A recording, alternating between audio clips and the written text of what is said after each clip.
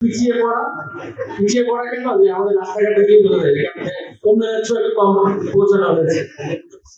আবার উপজেলা সমিতির কিন্তু দূরত্ব আছে, আমাদের কাছে খুব কম দেয় মানুষজন, খুবই কম।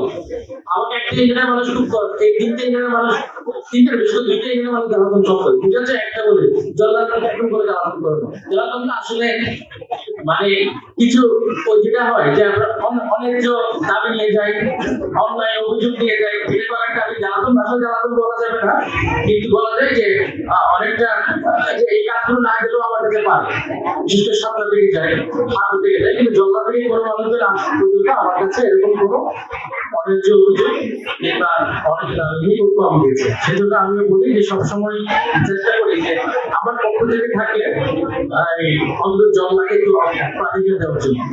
কারণ এখানকার মানুষজন এলাকায় উজিরপুর যেতে একটু সময় লাগে, ওগুলো কম জানা হয়, ওদের দাম দেওয়াটুকু হয়তো জানাতে পারে না। সেজন্য আমি নিজে অনেক সময় নিজে আগ্রহ হয়ে চেষ্টা করি যে একটা অ্যালোকেশন যখন আমরা করি তখন জল্লা হাঁটতে বা সাথে একটু অগ্রাধিকার দেওয়ার জন্য। আমি প্রথমে আমাদের মাদেরকে ধন্যবাদ জানাবো, অনেক মায়ের উপস্থিত আজকে দেখতে পাচ্ছি, এবং আপনাদের উদ্দেশ্যে হয়তো তার পাঁচটি বিষয়ে কথা বলবো আমি। আর প্রথমত আমি ধন্যবাদ জানাই এই অনুষ্ঠানে আয়োজন করা ছোট ভাই প্রণয়কে, যে একজন সভাপতি হয়ে আসলে এই পরিবর্তনগুলো আমরা চাই যে আপনি সভাপতি হবেন, প্রধান শিক্ষকের বই ছড়ি ঘুরাবেন, ওনাকে একটু খবরদারি করবেন, এসে খালি চা নাস্তা করে চলে যাবেন, এই সভাপতি আমরা চাই না। আমরা চাই যিনি অভিভাবকদের নিয়ে মত বিনিময় করবেন, ওনাদের থেকে পরামর্শ নেবেন।